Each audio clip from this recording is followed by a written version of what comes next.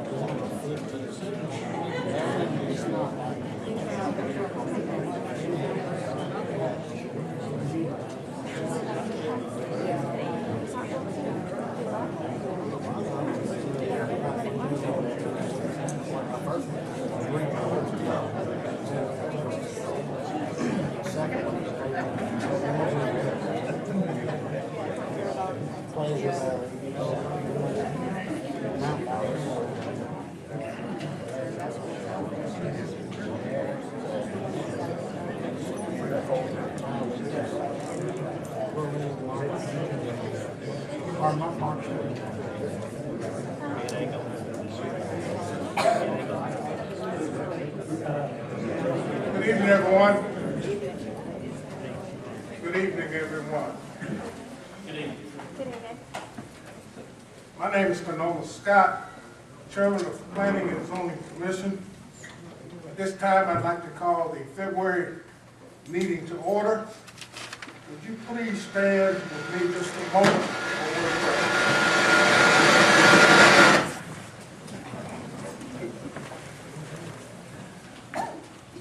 Eternal God, our fathers, once again, that we are bowed in our presence, thanking thee for all the good and perfect gifts that thou bestowed upon us.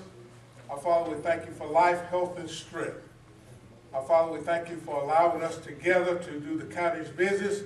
Our Father, we ask that you be with us, that we may make the right decisions that will be pleasing in thy sight. And we'll be so careful to give you all the praise and the glory.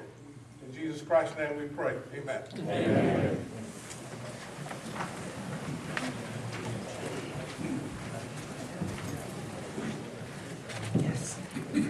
This one, I'm going to ask the members of the board to introduce themselves and to let you know what district they represent, starting with my right. William Smith, District 4. Lee Mitchell, District 2. I'm Canola Scott. I'm appointed by the Chairman of the Board of Commissioners.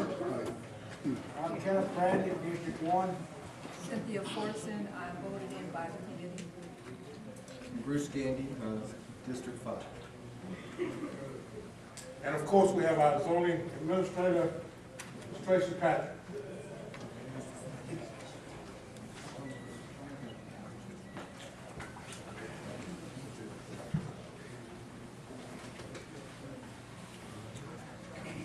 As the first order of business this evening, I'm required to read a few statements regarding the zoning process. Tonight is the first of 2 public hearings. A second hearing before the Madison County Commissioners will be held at this location at 6 p.m. on March the 7th. Again, at 6 p.m. on March the 7th. There will be a second public hearing. Attendance is not required at this hearing, but is encouraged in case questions come up that I may not be able to answer. As to the order of business tonight, I will ask the zoning administrator to make her comments as to the zoning request. Then the applicant will come forward, state their name, address, and sign in and state their reason for the request. Next, the zoning commission will be able to ask questions to clarify their understanding of the issues relating to the application. After that, I will allow public comments for or against rezone or amendment. All comments will be addressed to the commission and not to others in attendance. No personal attacks will be allowed. After the public comment for or against, the public session will end. At that time, the applicant will be allowed to make any clarifications to his or her request. At that time, the board will discuss the issue before them, and I will ask for a motion to approve with conditions, or for denial to recommend to the Board of Commissioners on March the 7th. Note, once the public hearing has ended, no other public comment will be allowed. The Planning and Zoning Commission is a recommending body only, consisting of concerned citizens who are appointed by the county commissioners. We are a fact-finding body that visits the property, review the information, consider public comments, and within the guidelines of the comprehensive plan and other land use ordinances, make recommendations to the Board of Commissioners. The final decision will be made on Monday night, March the 7th, 2022. Are there any members of this board need to recuse themselves for any reason? I see none.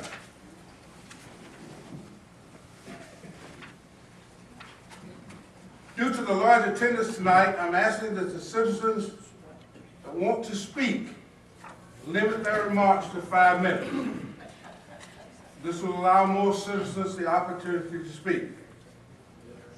We have heard from many of you through regular emails, telephone calls, and conversations. Thank you for your concern. We would like to hear from many of you. If you have something different to present, please do not present the same issue over and over again. Please be respectful to others.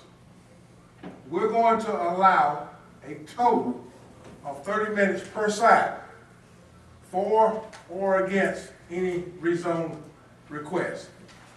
With that being said, I'm going to ask our zoning administrator to please let us hear from our first rezone request. The first rezone request is for Amy Cole, and she is requesting to rezone her 6.54 acre property from A1 to RR to subdivide 2 existing homes. The property is located at 118 Scogan Road on map 30, parcel 160 in District 3. Ms. Amy, are you present? I am. Will you please come forward, sign in, and tell us what you want us to know? Where did I sign? Oh, We got to sign in the back. okay, you've already signed in, I assume. Okay. Hi, I'm Amy Cole. This is my husband, Scott Cole. And we're here to request that our property be rezoned. We're trying to subdivide it. There's 2 existing homes already on the property, and we're just trying to separate those. That's it. Anything else? You got anything to add? My dad lives in one, we live in the other. There's going to be no changes to the property. We're just trying to establish 2 different residences. That's Okay. it. Thank you very much. His home been there for about 20 years. Yeah. All And right. ours is- Okay, thank you very much. Is there anyone here that wants to speak for this rezone request? In favor of this rezone request? Anyone here would like to speak in favor of this rezone request? I see none. Is there anybody here that wants to speak in opposition to this rezone request? Anyone want to speak in opposition? If not, I will close the public hearing and ask the commission if they have any questions for the applicant. I have one. Please come back up if he has a question for you. I think I know the answer just due to all the road frontage, but will both parcels, when split, have direct access onto a main road, no easements, no drive, anything? My dad has a separate driveway already. We have double road frontage, off of Skogan Road and East Commerce Road, and we could change that. But our plan, when we had it resurveyed, if approved, was to survey off about 2 acres from the minimum for my dad's property and the rest for our property. And in doing that, by looking at the way the land lays, we would, if we left the existing driveway, have to put an easement for the driveway. However, we're still going to keep ownership of both parcels. So that wasn't a big deal to us if it's not to be. We could change the driveway if need be. Any other questions?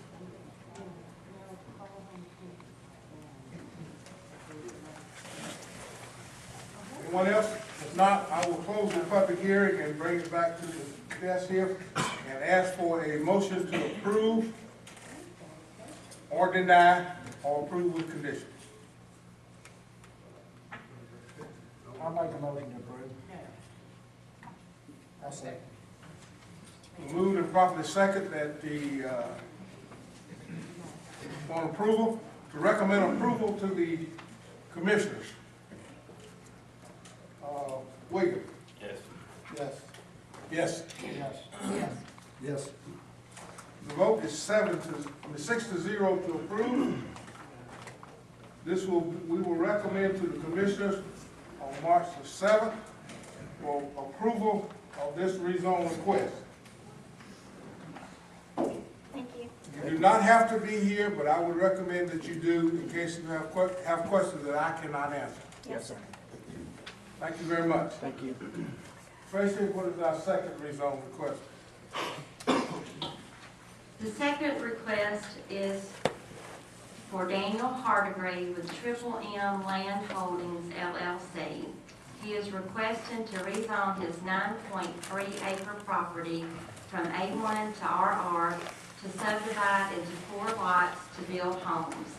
This property is located at 11626 Wildcat Ridge Road on map 65, parcel 32 in District 4. All right, Mr. Hardegree.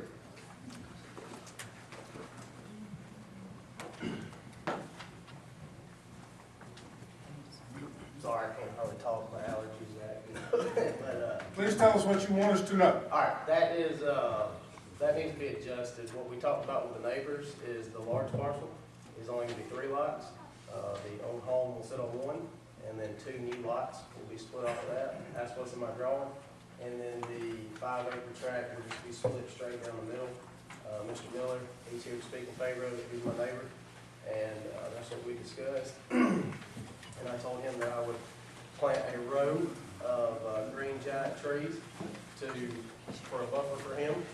And Travis Adams, who's here to speak in favor of it, also, we agreed on the 3 lots for the large parcel, the 9 acres. So is the drawing that you gave us, the most recent drawing, is that adequate? Is that? Can I walk up there and see? Sure. Let me just walk up there and make sure. Yes, 1 lot, 2 lot, and then we're going to split it in half. That's somebody else's drawing. Everybody has that drawing, I think. The same as we have. Yes, because I wanted either 2 driveways side by side or either on top of the driveway. Because I have the same one. No, we've been sent a new drawing. This is the one I dropped off. Right. You didn't. Yep, yep.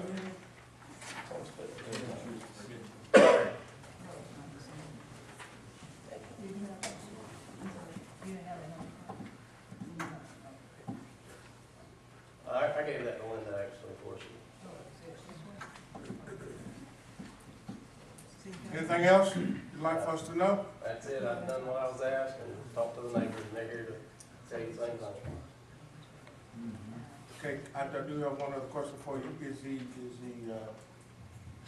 driveway still the same? I asked for two side-by-side driveways, but I was told that couldn't be done, it had to be on private drive, so either way, I'm good, side-by-side or on private drive for the, only two of the lots would have that one driveway. When you say, I'm sorry, Go ahead. when you say side by side, are you talking about two separate driveways accessing the two lots in the back? Correct. I said I'm good with either way, two of them side-by-side or either on one. So essentially, those would be what we call flag lots, which has a long, narrow driveway to give you road. That may be why Miss Linda said private driveway. Any other questions at this time? Still the same as far as the construction of the properties themselves, 1,800 square feet, Correct. separate wells, Everything, septic. yeah, everything's still the same. I just went back, met with the neighbors, showed them what I was doing. They understood it. They were good.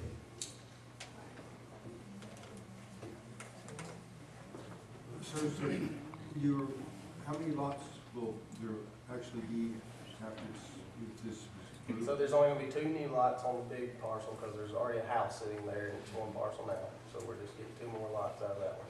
And then the other parcel, we're dividing it in half. Okay, and with all of that, how many, It'll be four new lots. Four new Five lots, total, five with the house. thank you. Okay, while we got Mr. Harvey here, he has two rezones requesting one here. So we want to address those two together, and then we'll take a vote on, both of them together. Okay, that's the way we done it last time. Okay. Tract 1 that has the existing house on it, on the schematic or the drawing that we were provided, says 2 plus or minus. That will be 2 acres with the house that's Yeah, there. it'll to actually be- be more than 2 acres. Okay. Yeah. I'm trying to keep about 3 plus with the back 2, so that will be like 2.5 probably, or 2, somewhere in there. I was just asking because it says 2 plus or minus, and for RR, it's. It'll definitely be more than 2, yes, sir. What is the acreage on track 2? Because I see that from the one you did the first time, you split, what is it? They're all gonna be, the back 2 will be, No, the Yeah. front, the first. that's tract. what we're talking about, it'll be over 2 acres. And it has, all those have, the frontage all have access off the main road. Correct, yes. On 5.88 acres, two houses on it. Yep, just split it. And one's a flag lot. Well, depends on how you lay them out, I mean, if it's private driveway or. No, I'm talking about lots. See, this is the flag lot right What they call flag lot. here. Yeah, Well, I mean, I think it's not that, it's just hard Yeah, yeah. there. Yeah, I understand. But yes, granted, obviously, I'm trying to. Okay, so you just saying the right and that was the right. Yeah, this one is.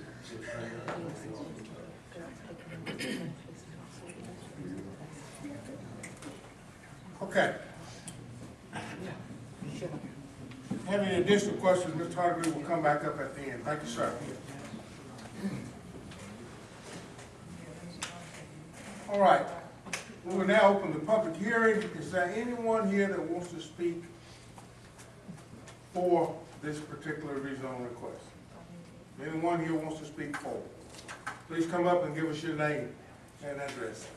My name is Bill Miller. I live at 11734 Wildcat Bridge Road.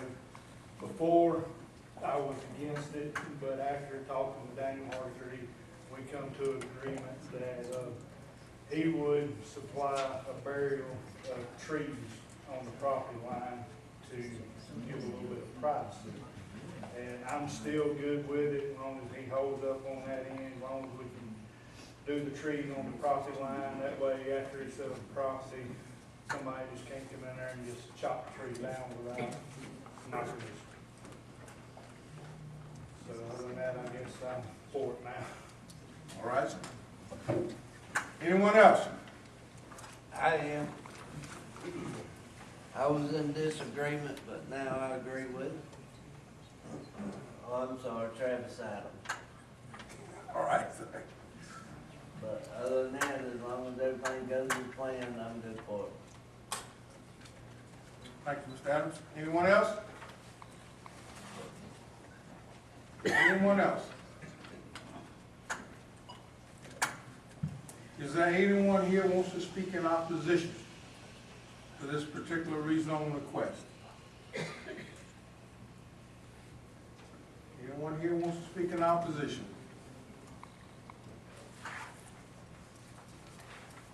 Mr. Hardigree, come back up, please.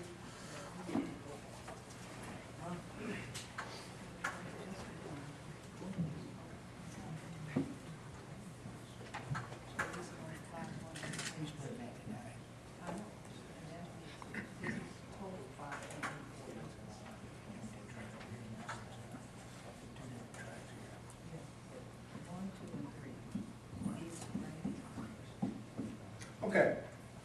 Mr. Hardigree back for his rebuttal, so any of you have any additional questions? Cynthia, you seem to have something, could you Yeah. come up, please? It's just easier for me. We were looking at this. This total here is 5.8 acres.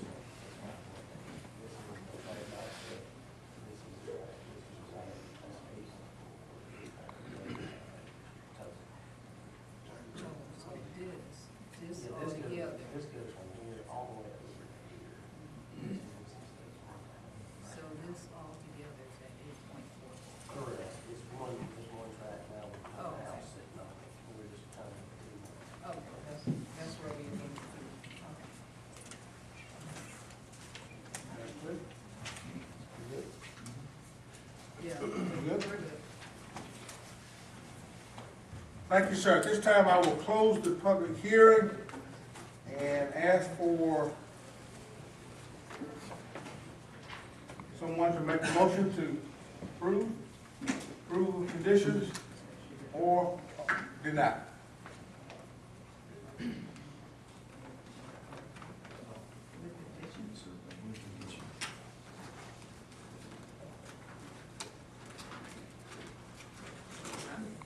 You want to make a motion? With conditions. We have a motion on the floor to approve. I get a second. Did Mr. Handy want to place any conditions on that? Yes. No? Okay. Okay, I did not get a second. So I'm going to back up just a little bit and I'll make that motion is dead, I'll make a second motion. I'll make a motion to approve with conditions. And those conditions being that he put in the shrubbery or have it laid out for our zoning administrator as to how to separate the property for privacy.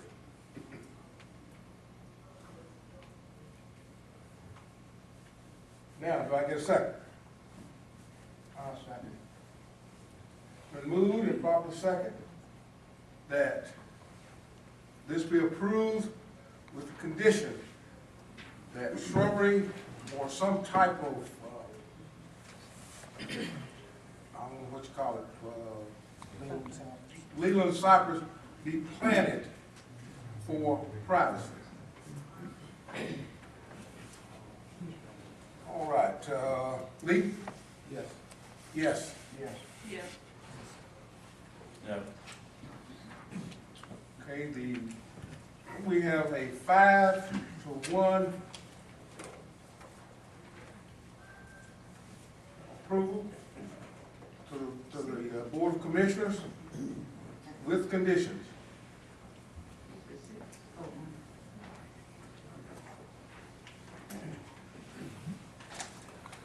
Okay.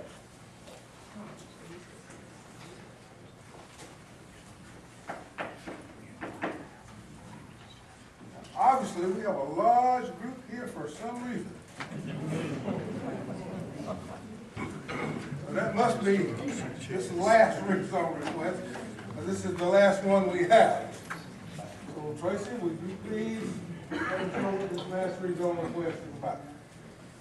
Yes, the last rezone request is for Dan Wynn with Teresa Invest Land LLC, is requesting to rezone his 178.31 acre property from A2 to A1 to build up to 20 poultry houses. The property is located on Hudson River Church Road and Jotham Down Road on map 21, parcel 12 in District 2. Okay, is that pronounced Lynn? Wynn. Yes. Lynn, would you please come forward and tell us what you want us to know about this rezone request? How are you, everyone? Good. Yeah, I tried to rezone for this property because it got a big tract of land. The first of all, I'm planning for training house, but I don't know, is the integrated a lot for building training. But, you know, decided to call and plan like that. But maybe 8 house, something, I don't know. Depend on the integrated, they allow us how many house to build. That the big tracks, and you know, I just say like training how to build it. But I try to cross my finger, give me training. But you know, I don't know. But depend in the way they gave me how many how to allow for property or something like the reason for the family holder, then depend that. But I just say like when I plan, I just ask for training how for the city or under 20 house. I don't know what, it depends on the rate of being. All right, so anything else wants to know at this point? Okay, once we get through the public hearing, you'll be allowed to come back and this group will be asking you a lot of questions. Thanks, sir.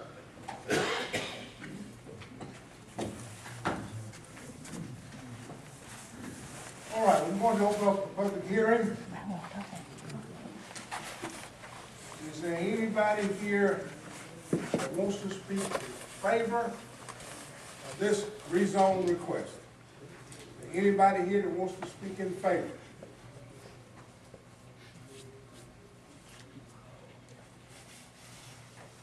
Once again, anybody here wants to speak in favor? I see none. Is there anybody here that would like to speak in opposition to this rezone request? Yes, I do, sir. Please come forward, state your name and address, and tell us what you want us to know. And remember, we're trying to limit this to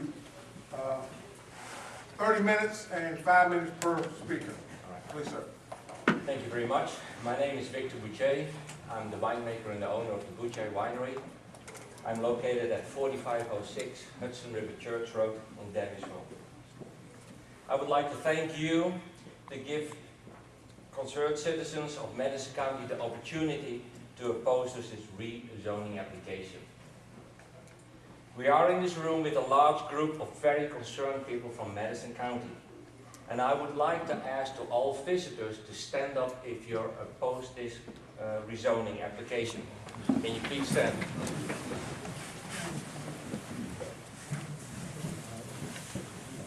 Thank you very much. You may see.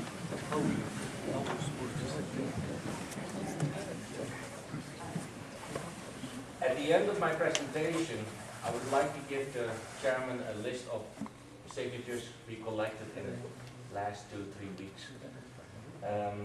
We have collected so far on this sheet 223 signatures. The petition is in the hall and probably it's been signed many times. In February 2007, this commission of planning and zoning handled a rezoning request for the same tract 178 acres, and the planning and zoning voted no. The Board of Commissioners handled the same case in March and voted no. That was in 2007. What happened in the 15 years up to 2022? Was there any improvement of infrastructure? Did we get any county water, sewage? Did we get any road improvements? We didn't. The applicant knew and bought the 178 acres on the A2. He could have known that in 2007, the Board of Planning and Zoning and the Board of Commissioners voted no for the rezoning application. I'm not saying that he can not do with his land what he wants. I mean, I'm a farmer, I can do what I want within legal limits. But we have set a couple of rules in Madison County to avoid these conversations we're having right now. As the last point of my presentation, I would like to refer to Article 14, 3, and 9 of the Madison County Planning and Zoning Ordinance. This article specifically talks about the criteria in the application which the applicant should fulfill to meet the requirements for rezoning. And if I get to that, I don't see anything about environmental impact, the effect of adjoining properties and taxes. It was already discussed in 2007 that the property tax of surrounding adjacent neighborhood of a house tracts will decrease its 50 to 90%. We are here with a team of concerned citizens of Madison County to present you a case that we oppose for this rezoning request. And I actually want to ask your consideration that our quality of life is in your decision. Thank you for your...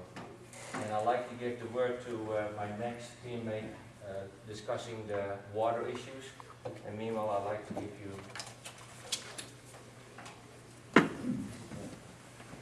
Thank you, sir. And this is the copy of our presentation.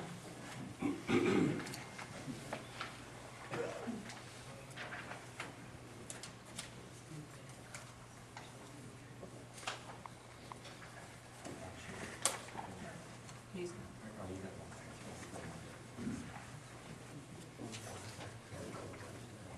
Thank you very much. The next person, please come forward. State your name, your address, please.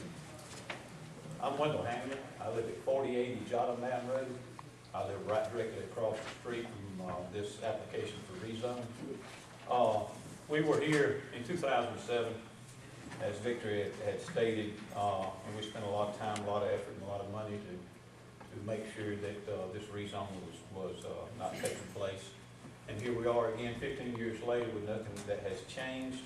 And what I want to speak to you about is something that's very dear to all of our hearts, all of our livelihoods, and that's the water consumption that'll take place on the facility the size that has been asked for a request for rezone. We've got 57 families that will be affected by the rezone here if it were to be approved. Those 57 families that live around there, most of us have lived there over 40 years.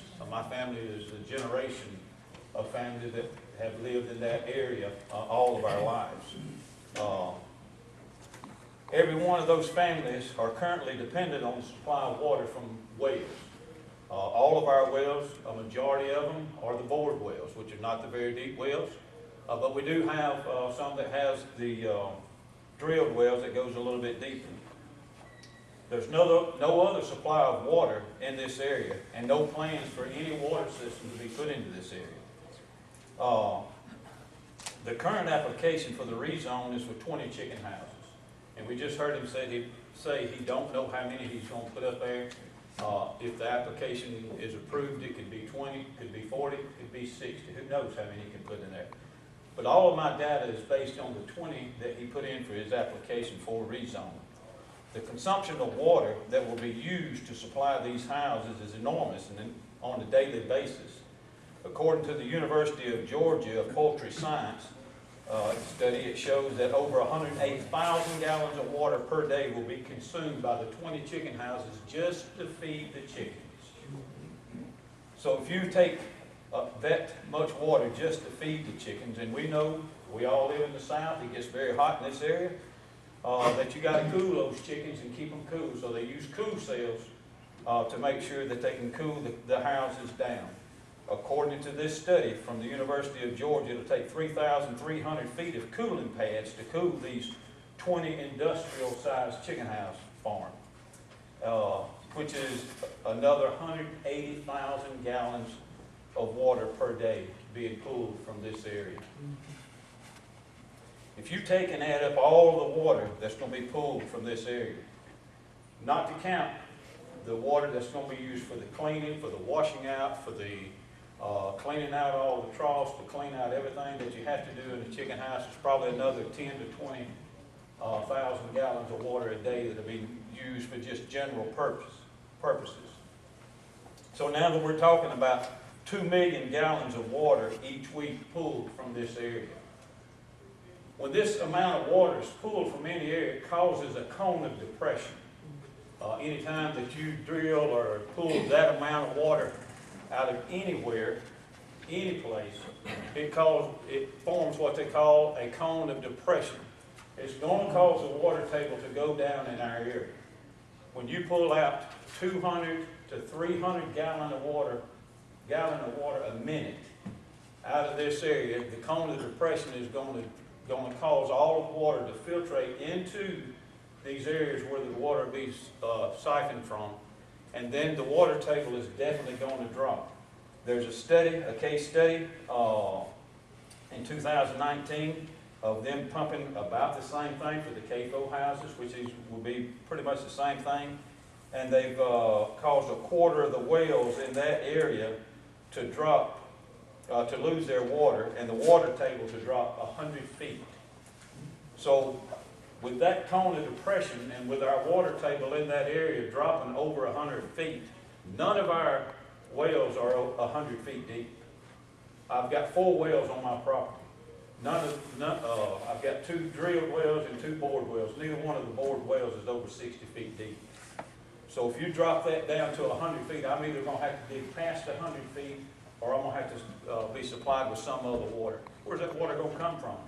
If you've got 2 million gallons a week of water coming out of there to supply these chicken houses, where are those concerns going to be for us citizens who've lived there all of our lives, and now somebody wants to move in and put something in here that's going to deplete our livelihood, that's going to take away our water source? We already have some owners in the Stovall Crossing area that have had wells depleted because of the large amount of chicken houses that's been placed in that area. This land was purchased knowing it was an A2 zone, knowing it was not zoned for the building of chicken houses. As a citizen of Madison County, I believe it's important that we ask, at what point does this board and the Board of Commissioners consider the needs of the current residents and what's best for their livelihood? We've already invested in our community, we've already invested in our county, and we've already invested in our property as property owners for many generations. To allow this rezone of property that was knowingly purchased under the wrong zone for the intent use is the one that to put one's individual desires above what's best for the citizens of Madison County. Thank you, sir. Thank you. Next. Okay, my name is Bob Toll. My address is 750 Davis Farms Drive. We have property that borders the gentleman's property where he intends to do this operation. First, I want to thank you all for the opportunity to have a talk with you tonight. Genuinely appreciate that. I want to talk with you about some of the health risks that are associated with industrial chicken farming operations. These are some of the things on our first slide here through numerous documentation that has been put together that shows you some of the potential health impacts from large industrial chicken operations like this. I'd also like to share that, as my neighbor had already shared here, we're not against farming or chicken farming. We embrace the rural lifestyle of our Madison County area. We love this area, and we love that part of it. We certainly want to embrace that. But I'd like to point out a few slides here to give you a little further insight into some of our thoughts. In the issues of time, I'm going to kind of breeze through these pretty quickly too. But the second bullet on this slide here, you see, is a study that was done by Dr. Brian Sports, which is a public health professor at Johns Hopkins. He found that people living in close proximity to an operation like this stand a 70% increased risk of community-acquired pneumonia. Some of the health risks, go ahead to the next slide, please. Okay. Some of the health risks that are associated with this type of operation is really profound. And, you know, some of the things you see listed here, tuberculosis, Newcastle disease, and the avian influenza are some of the documented health impacts for similar type-based operations. Go ahead to the next slide, please. Another unfortunate aspect of an operation like this is insect and pest problems. As you see here, the Ohio Department of Health conducted a study here and found those persons that live within a half a mile of an operation similar to this would lead to the issuance of flies, 83 times the number of flies than normally that they would deal with. And of course, you have other pests, you know, rodents and what have you, that unfortunately sometimes come along with this type of thing. Next slide, please. Then we get to the odor disturbances, of course. Here we have, and again, there's a number of different studies on this, and in the back of our presentation, there are various links and stories that can collaborate some of the points that we have listed here. Related to the odor issue, we found that people living with close proximity, again, say half a mile from an operation like this, would have a considerable impact with the quality of their life due to odors. Go ahead to the next slide, please. And then we come to the noise disturbances. My family moved to Madison County about 10 years ago, and we built our forever home in the Davis Farms community. We love that area. We raised our children there, with every intention of raising our grandchildren there as well. But no doubt, an operation like this is a big concern of ours, in that we believe it's going to impact and change our lives forever. It's no doubt probably going to be a 24/7 type-based operation, with trucks coming in and out of the facility at all hours of the day and night. The noise levels that will be involved in something like that, and lighting, et cetera, is probably going to be profound. And my property, again, borders right up next to where this is proposed. So go ahead to the next slide, please. All this leads to the issue of quality of life. We find that the CAFOs is becoming more prevalent in America today, if you will. And one development that we find that's repeated over and over again in some of these studies is that not only does it impact the local community in which these type of operations reside, and in this case, residential area, it forces thousands of family farms out of business, for small chicken farmers, what have you. And people living near a CAFO like this, of course, as I mentioned in previous slides, the quality of their life is impacted in every way, from not only the pollution to the air, but potentially the land and other issues. People are denied the basic freedoms that we all enjoy in the rural lifestyle that we live, of being able to spend time outdoors and enjoy the property. And then finally, if we can go to the other slide, please, real quick. I will share with you this case study of a similar type-based operation of Carlene and Peter Zach that lived in Melfa, or used to live in Melfa, Virginia. In a similar type of operation, a few years back, a CAFO with 24 large structures was proposed and built next to their property. Not long after that CAFO was constructed, material, which contained manure, chicken dander, feathers, and what have you, rained down in their yard like snow. This eventually led to chronic health problems with her husband, where he had to undergo surgery to correct that. Unfortunately, it didn't work, and the end result of all this was they had to abandon their home and sold their property for substantially less value than what they had. Again, thank you for your. All right, thank you very much. Next. Good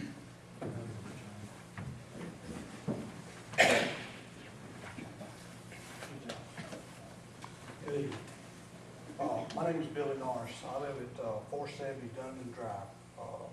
I've got 93 acres that adjoins the subject property on the northern side of his property line. In addition to the water, the health, quality of life concerns, we also have concerns about the destruction of the roads out there and the safety on the roads surrounding the property. The proposed property has two access points. One is on John Road, and the other one is on Hudson River Church Road. Both of these roads are very narrow. And you can see by the slides, I won't go through all the information on it, but one of those lanes is less than 8 foot wide. And so when you start putting heavy commercial traffic on those roads, it's going to be very dangerous out there. The roads are in disrepair already. I'll show you just a minute some slides, but the county, I checked with the county, and those roads were paved over 21 years ago. Nobody really knows the last time either one of those roads was paved, according to the road department. But a typical county road lifespan is about 15 to 20 years. So those roads are way past the life of the road in the county anyway. You can see some of these slides up here. The roads are very narrow, and a lot of the houses are very close to the road. So depending on where the traffic comes in and out, there's going to be a major safety issue with those commercial trucks traveling up and down that road. As far as the roads go, the roads are, you can see from these slides right here, they're in bad shape. There's areas out there where the asphalt's gone and there's nothing but the base, and the base is coming up. And you also got places where it's been patched, and there's patches on top of patches. So if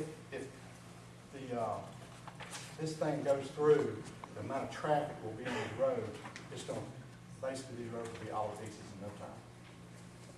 Excuse me. On the Hudson River Church Road side, it's about a mile from access on that property on Hudson River Church Road to the Madison County the Madison County Bridge.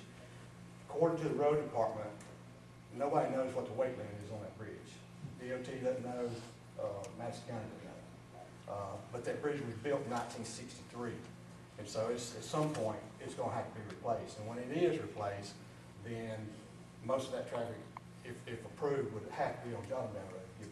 Whatever, it feeds trucks, other type of trucks in and out of there. It's 1 mile from the access point to the bridge. It's 4.1 miles from the access to this property on John Down Road to Highway 98. So we did a little research and come up with some numbers. If you put 20 houses on that property over there, they're going to average about 10.5 trucks per day.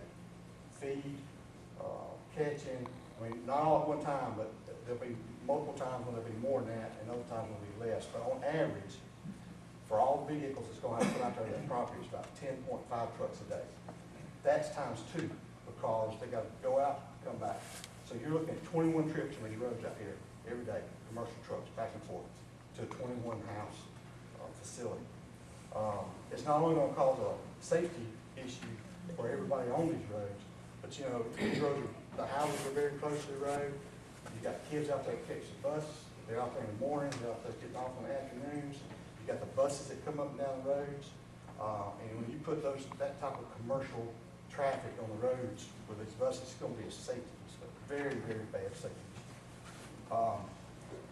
On average, from the numbers that we pulled up, based on the trips, the trucks, the feed, everything else, you're going to be about over 7,600 trips a year back and forth on those roads.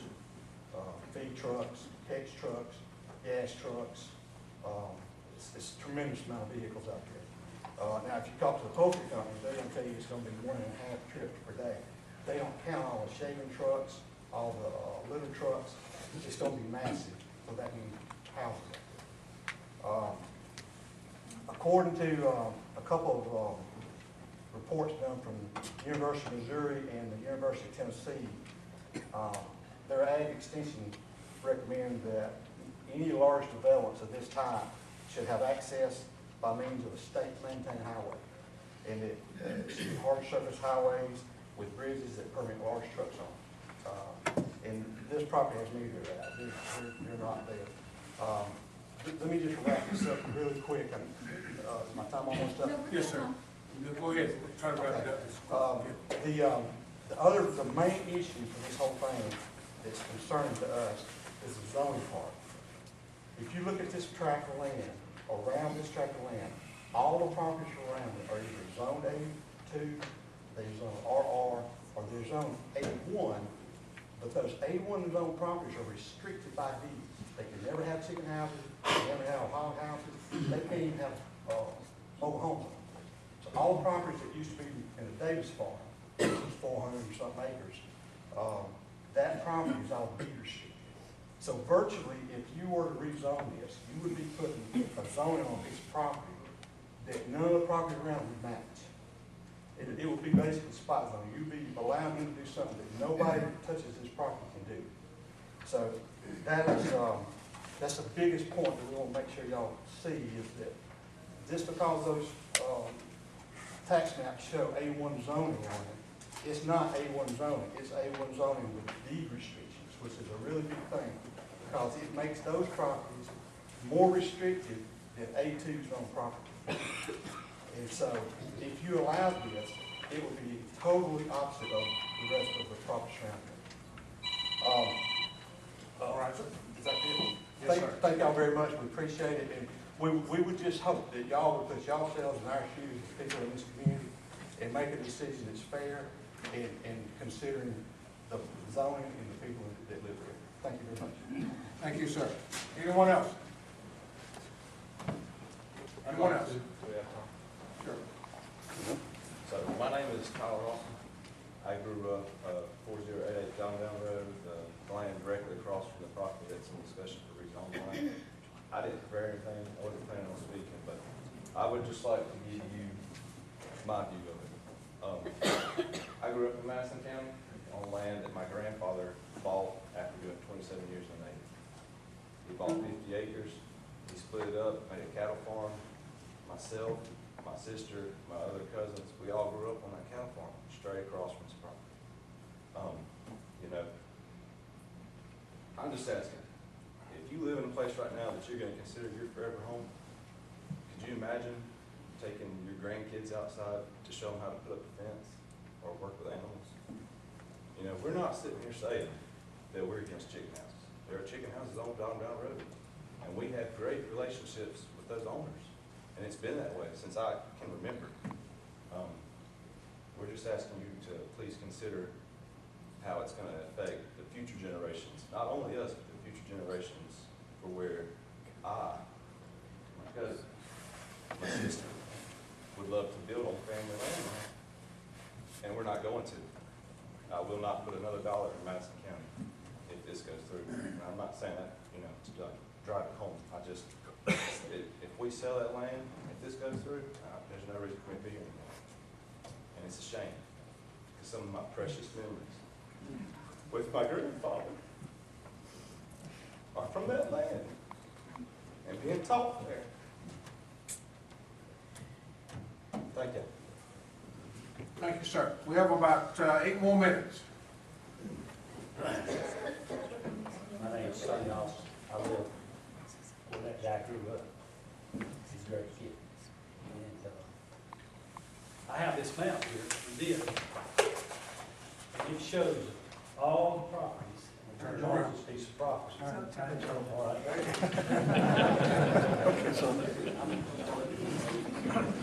All the property, George's piece of property, except for the two property tops is A1, Those are the two properties that the gentleman's already spoke of as deed restriction.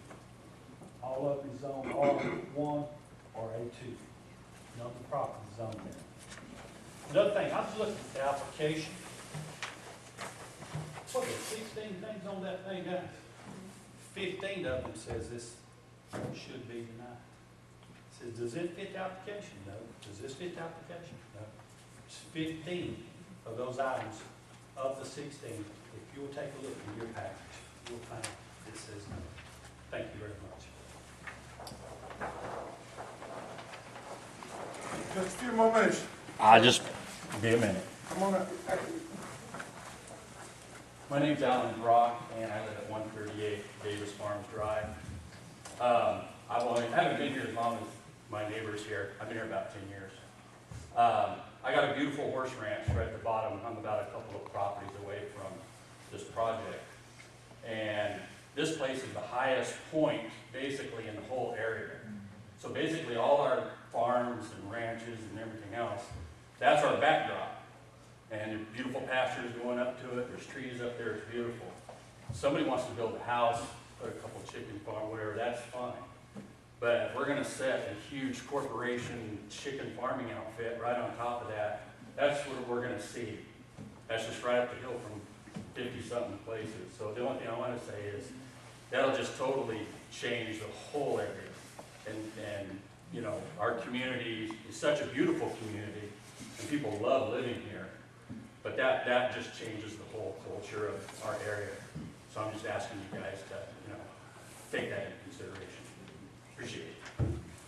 All right, we have time for one more. Good evening, my name's Jess Dillard. I live at 4282 Hudson River. Victor and the winery are pretty much we're neighbors right beside each other. One thing that he didn't mention was he's part of the Georgia agritourism circuit. I mean, there's nowhere else in Madison County that really, where's the next closest winery that can draw that kind of tourism in? And I say that because when I bought my property back in 2019, I back up a little bit. Been in law enforcement for 23 years. 8 years before that, I was in the Marine Corps. 2004, I was involved in a fire at Biolab in Conyers, where I had to help evacuate the entire city with no mask, no nothing. I was exposed to chlorine smoke. It damaged my lungs to this point. I still don't have full lung capacity. I chose Danielsville, especially right next to this winery, not only because it's beautiful up there, but because of the cleanliness of the air. There is a few chicken houses about a mile away from me. They don't, but it's what, 7 chicken houses, I think, that are, 8 chicken houses that are south of me. It doesn't affect me. I can breathe it. 20 chicken houses this close to my location is definitely going to affect me. There's definitely going to be some medical bills coming my way. And I just have to say it, I'm not going to be the one paying for it. The area is beautiful. Again, that's why I moved there. The people, I haven't met everybody that's my neighbor, but the ones I have met, and it's been a dozen or more, outstanding community. These people love their houses, they love their small farms. It's going to destroy that entire community. And it's going to destroy my dream home that I spent well over $500,000 to obtain. I just ask you, please take all that into consideration. Thank you very much. That's all the time that we have allotted. At this time, I'll bring the applicant back up and see if he has any comments, since he's heard all of this information. And let's say, I noticed on the Wild Dutch area and Madison County, they have a lot of chicken out, some very close and some very, kind of like field close. And environment, I don't know how they say that the water, drain out to attach to the soil, 100 feet down to the soil. I don't know how they know that the filter or something, they feel clean out of the water. And the drill well, most residents in Madison County, they use this drill well a lot. And how the septic tank working? More old house or more old mobile homes, and the kind like, does somebody have any guarantee for the septic tank is leaking or doesn't work and spring out all around land? And some people can drain way too in the the wood, the sewer. Then that is nobody know that. Then, like I said, the first time I say, because the property kind of big, I'm just land like 20 house, but I know for sure nobody gave me 20, chicken house. Should be like, 8, the maximum, for one householders, then or 10. But I'm just going acting like trendy because that kind of, the big property. And I can set right as the middle of my property.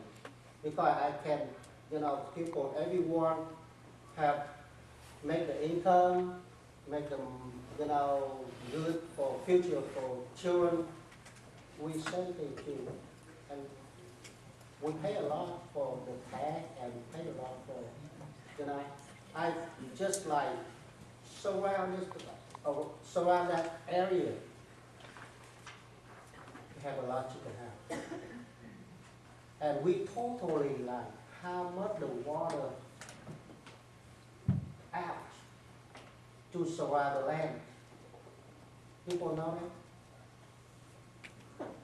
That's all I'm saying. All right, sir. Is there, please stay there for a second. Is there any member of the board that would like to ask any particular questions of this applicant or make any particular comments? I know you've gotten a lot of emails, a lot of communication. So now's your time to ask this gentleman a question. Bruce, you want to start on that end? Yes, sir. Is the land presently considered a commercial timber tract? Okay. And it's under an approved forestry management plan? And I know the tax records that the parcel of land was bought by Booker Investments in December of 2006 for $980,683. Just months before the owners requested the same change of zoning from A2 to A1 that's now being requested. The zoning change request in 2007 was to support poultry operations like the present request. After Booker Investments' request to change the zoning was denied, it subsequently sold that land to the present owner, Teresa Land Invest, and that's your associated with it. The present applicant for $825,000. The previous owner took a loss of $155,683. Were you aware of the prior attempt to rezone the land to allow poultry operations? Yes. What do you consider the most important difference in your request in 2022 to rezone to allow poultry operations and the prior request by the Booker Investments that was denied in 2007? I don't know he rezoned or not, but I just bought from him. And then I plan for future to get the poultry chicken house, and I didn't know what pass it is. Yes, sir.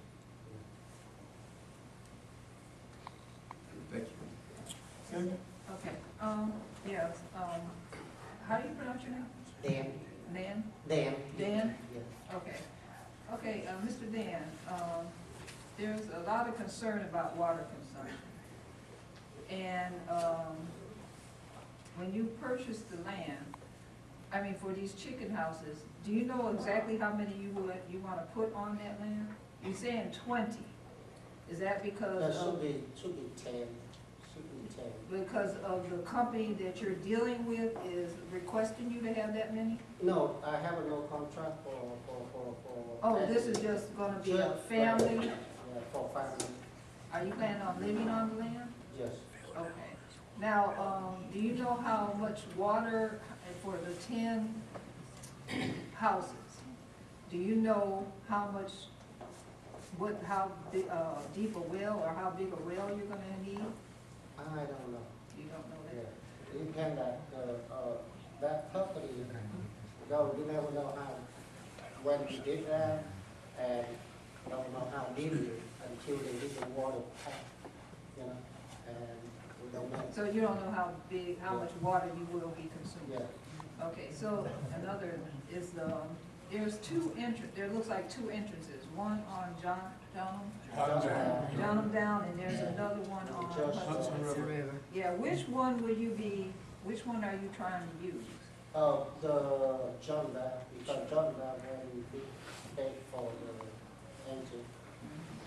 Yeah, and even Church Road is kind of like very small. Maybe my resident is living over there, that side, because, you know, that side over there, the engine road, that side is so small. So would they be traveling, the trucks be traveling from that Church John Road down? John Down. I know, but will they be coming entrance in, because they're talking about roadage? They probably coming from 98. Will they? Yeah, coming on 98. So it would be traveling that way.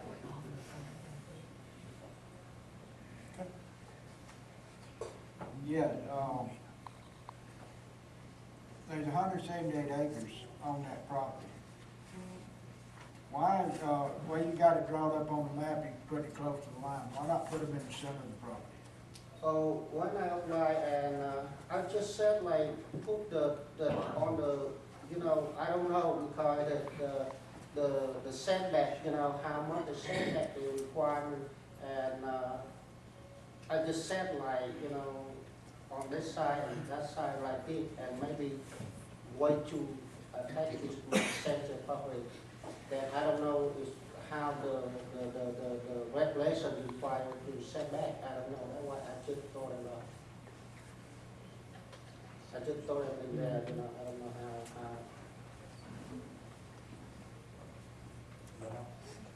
how. Prior to this rezone request, how much work have you done to look at water consumption, to look at the roads, to look at all of this, or did you just decide, I want 20 chicken houses, and have done no research? Yeah, no research. No research? Yeah, I don't know. All right. How many other houses do you own and operate in the county? And this house, I got 14 houses, 14 chicken houses. 14? Yeah. Okay. What about other counties? No. Just in Madison County? Yeah. 14 houses. My other questions have been asked already. All right. In the 14 houses that you have currently, that's at the 201 Stone Stewart, that's that particular farm? So you're gonna move your residents from that farm to the new farm? Yes. I mean, sell that one, and I need to keep a new farm. And just so I understood it correctly, you're talking about the person who you would contract with, that would determine the number of houses that possibly? Oh, until when I not decide yet, but until I have a contract, and then I move. You know, that's why I say I plan for that property to build that around 20 house. But we don't know how long. That's why when we have a contract and we sell that property and we move to the new property. But in the preliminary dialogue that you've had so far, you've kind of been brought down from 20 to 8 to 10? Did I understand you correctly? Yeah. Okay. The maximum training. But yeah, I don't know, I follow the trending enough, but the money is going to finance, you know. But like I say, that's a big property, and then I might say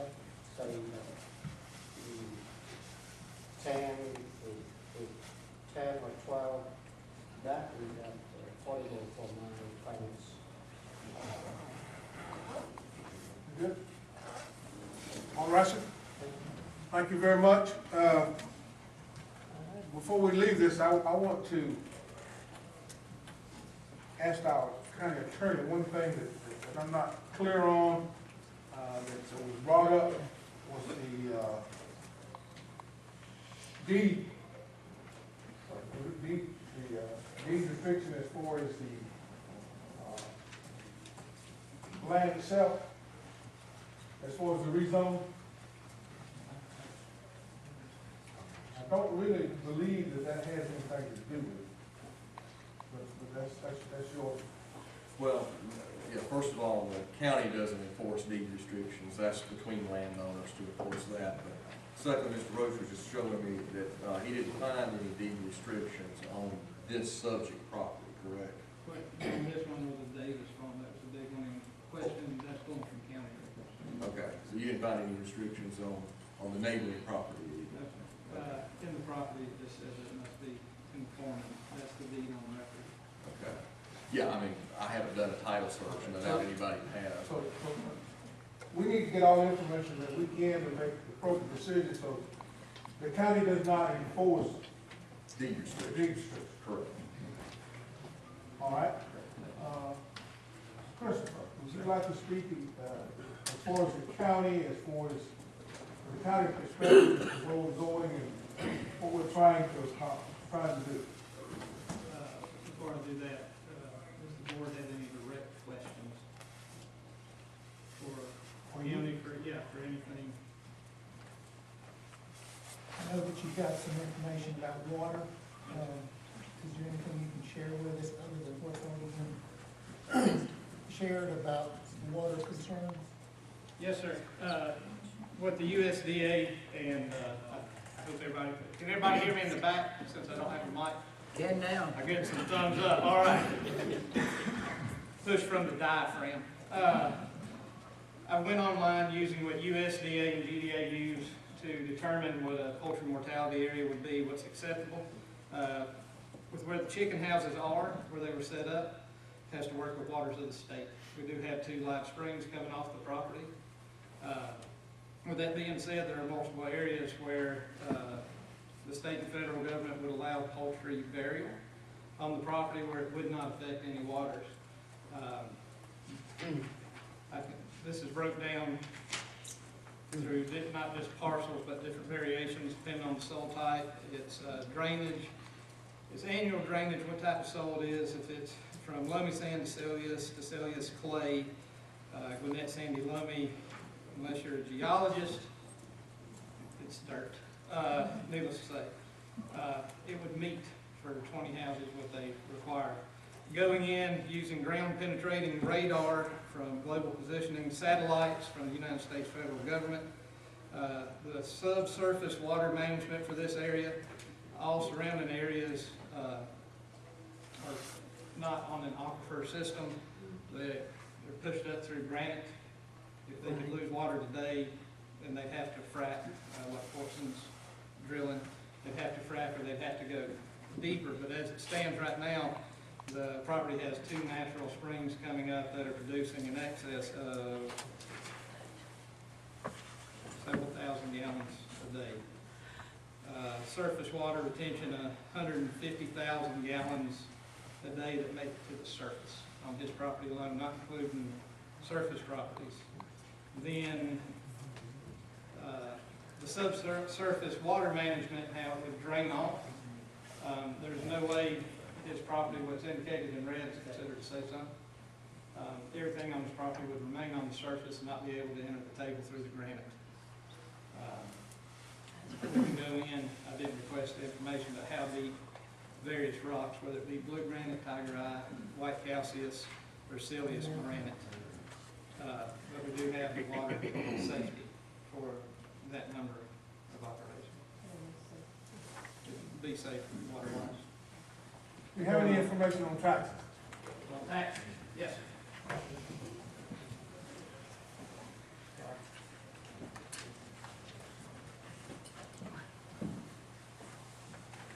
Yes, sorry. All right, in Madison County, we have 337 parcels with poultry farms on it, with 733 active poultry houses. Most of the houses in Madison County have increased from 6 to 8 houses on the property based off of a 3-year analysis done by our tax assessment office. The properties that have sold next to these new poultry farms have actually increased in value from 5 to 10% in resale and tax value. Average being most properties, $28,000 to $35,000 in resale value, which is trending with what most properties are going up to right now. So according to our tax assessors, we do not see a downfall in the area of people that come and buy them. Excuse me. That's because of inflation. Have any information on roads? Please. We're just gathering information, this is not for debate. All right, based off of where, Dan, right, good pronounce that. Being the center point, within 1 mile, there's 15 poultry houses. Within 1.5 miles, there's 22. Within 2 miles, there's 40 chicken houses. 3 miles, 77 poultry farms. Currently, none of the county roads meet heavy traffic standards because of their age. And in the state of Georgia, the only roadways that can handle heavy traffic are Georgia highways, as far as road conditions go. So that goes for the additional 77 houses within 3 miles using the same roads. The patterns can vary as needed, but they're trucking on right now. So the hazard that we're talking about is present as well. And for clarification, that does include houses that are not in Madison County. Yes, the ones where, even as we cross over in Franklin County, where they do access the roads coming to 98. In this part of the state, they're either going to be contracted with Athens or Gainesville to where their poultry goes, and either way they're going to hit 98 to head to Athens or Gainesville facilities for the poultry process.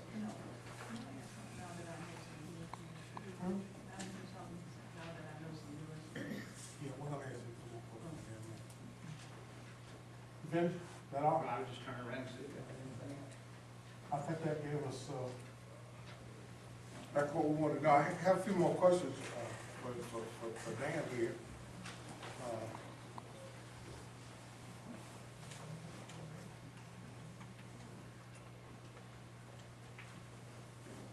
How do you dispose of your dead chickens, and what impact do you think that's gonna have? We have 2 ways.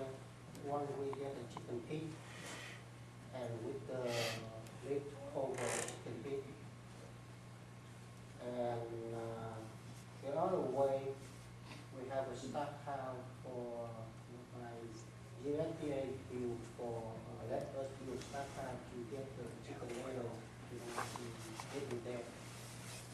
And for a certain time, I have to connect somebody to get them up to speak to the land, somebody land to feed a hay. Okay, now I'm not talking about the litter, I'm talking about the dead chicken. Dead chicken, we have chicken pig. Do you use incinerators Yeah, or just pit? pig. No incinerators? We can have right now I use chicken pig to get to put the chicken in, but the chicken pig have supposed to be the lid cover to non smell, not the because lid cover come with it. You had a question? Yeah, you answered my question, but, now that you already have a farm somewhere else, are you be running the same as, I know there's different kind of chicken, businesses. What type were you trying to put on this land? Just the chicken houses with the laying eggs or whatever? The board. Okay.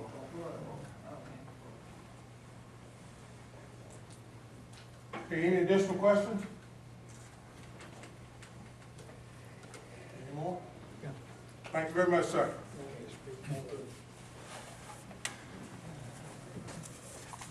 All right, the board, you've heard a lot. You've heard from Mr. Dan, and you've heard from the citizens in the area. Again, we are a recommending board. So this time, I will call for a motion to approve with conditions or to deny. This will be our recommendation to the Board of Commissioners, when they will entertain another public hearing on March the 7th. Floor is now open. Mr. Chairman, first of all, I'd like to say how much I appreciate the effort that you all have put in to streamline the feedback that we've got. That means a lot. There's a lot of people here, and the efforts that you all have gone through to have certain people speak on certain topics in the presentation, perfect. It's absolutely perfect, and I can't thank you enough for that. Fortunately or unfortunately, we have to balance agricultural, commercial, residential, and what's best for the county.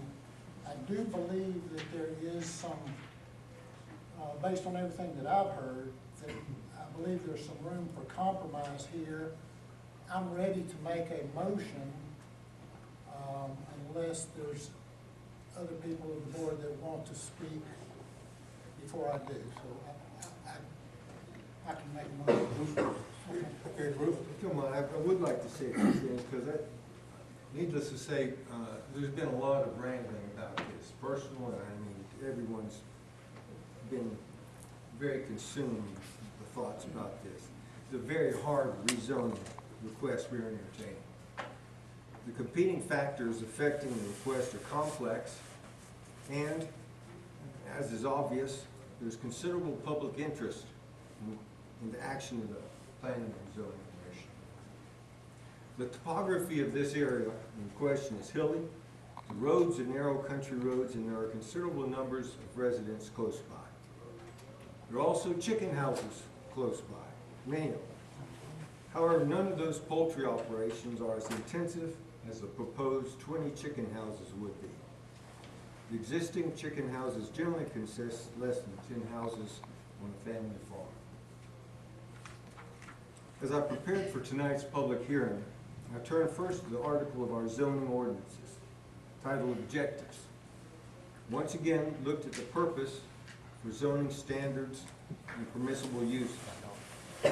In it, our board is charged with the duty, and I quote, to conserve and protect the natural, economic, and scenic resources of Madison County. It further specifies to promote desirable living conditions and the stability of neighborhoods.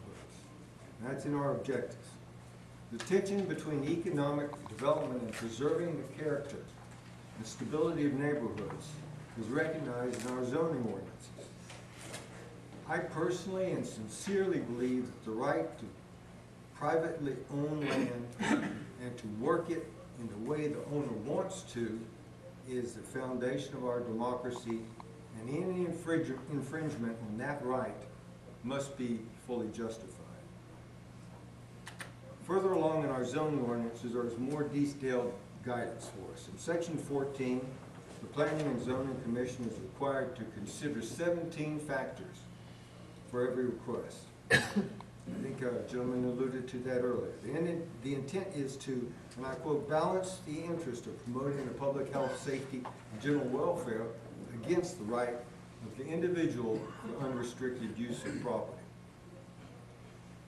There are 5 factors I consider most pertinent in this case. 14.2.4.6. Will a proposed change adversely influence living conditions in the neighborhood.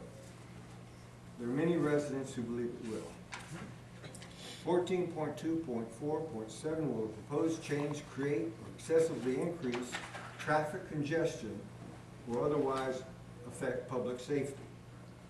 Roads are narrow and already well-traveled. Increased semi-trailer truck traffic will have an impact. 14.2.4.9 will the change adversely affect property value in the adjacent area. It's certainly debatable, but many residents here believe it will. 14.2.4.13 is a proposed change out of scale to the needs of the neighborhood or the county. There are poultry operations in the neighborhood, but none approaching the scale of 20 poultry. And finally, 14.2.4.17.g, conformity with or divergence from established land use patterns. Does it do that? This area is rural, small farms and residences.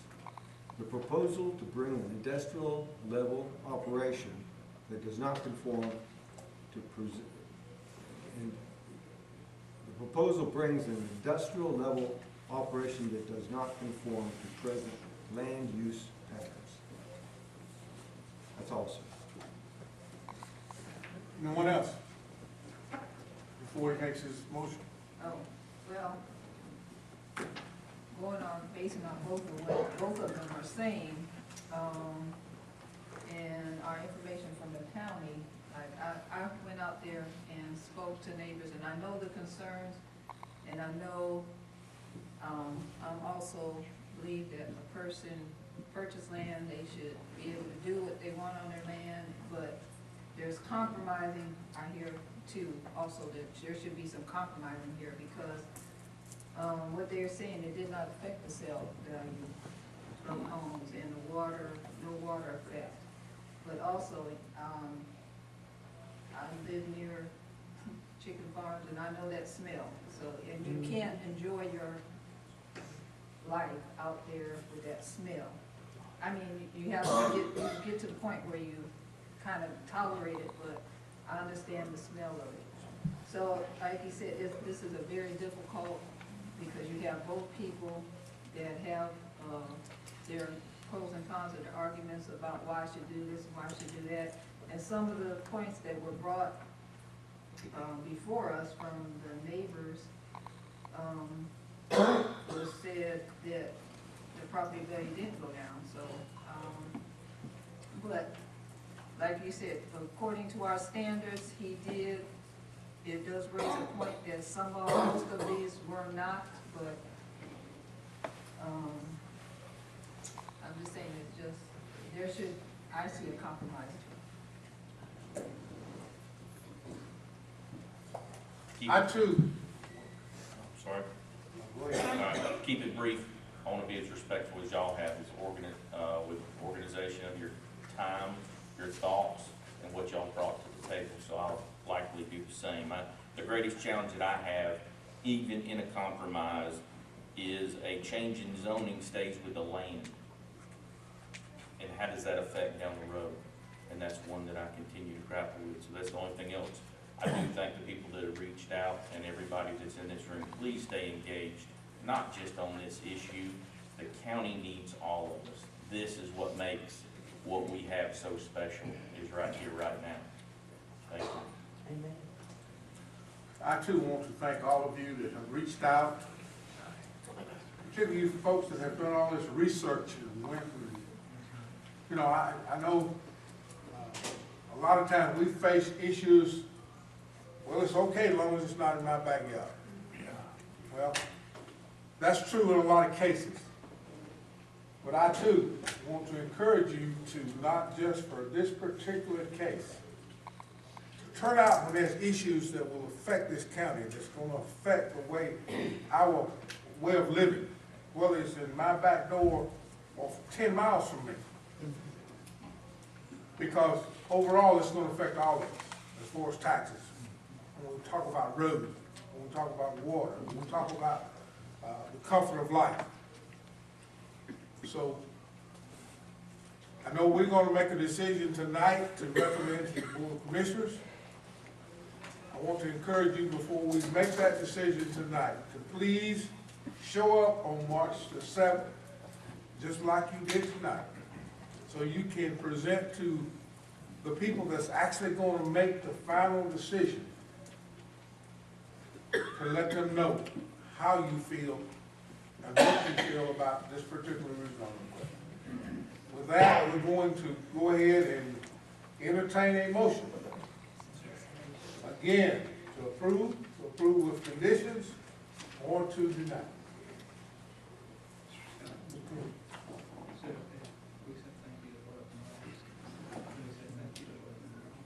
Sure. I'd like to thank everybody for the manner in which they spoke up and reached out. Normally in our office, we get more cuss words than nice words, and the letters y'all sent have been very well educated and very eloquent, and we appreciate that, as well as the emails.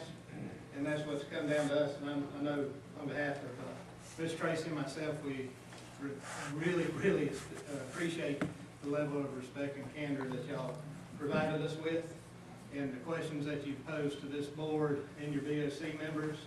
They're the ones that tell us what to look where, and without your outreach, we would not have been able to help find any information. So thank you for that and not leaving us in the blinds with your concerns are. All right. Richard, okay. The motion is this, that we approve the request to A1 with 4 conditions. To set a maximum limit of 10 houses for the entire 178 acre tract, which is what I would consider characteristic for this area. Go over 10, 12 houses, that seems to be beyond what's characteristic for the area, even for Madison County. Condition number 2 would be to leave an undisturbed 400-foot natural buffer around the perimeter of the property. That's 100 feet more than is required. And also to plant additional vegetation at the county's discretion. If there's a thin area or places that Leland cypress need to be planted to help with dust and what have you, then the county would have that discretion.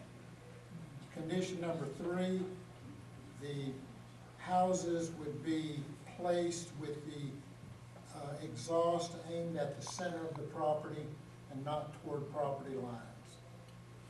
And condition number 4 would be to remove all waste from the property, including dry litter and the dead birds, no burials whatsoever. You've heard the motion. Is there a second?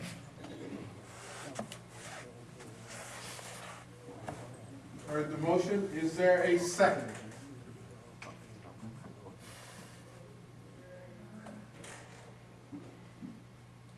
One more time. You've heard the motion. Is there a second? Without a second, the motion is dead. Do I have another motion? Do I have another motion? I will make a motion to deny. Is there a second? I'll second. Yes. We have a motion to deny by Canola Scott. We have a second by Kenneth Bradley. We're ready to vote. Was there any comments? I am first, so I will say yes to deny. Yes. Kenneth? Yes. Yes. No. The motion is 5-0, 5-1, I'm sorry. 5-1 to recommend to the Board of Commissioners a denial of this rezone request. Thank you again.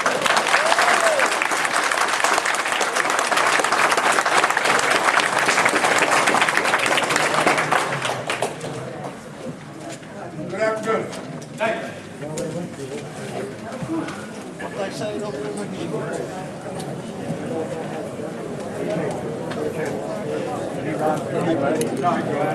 Well, he may be.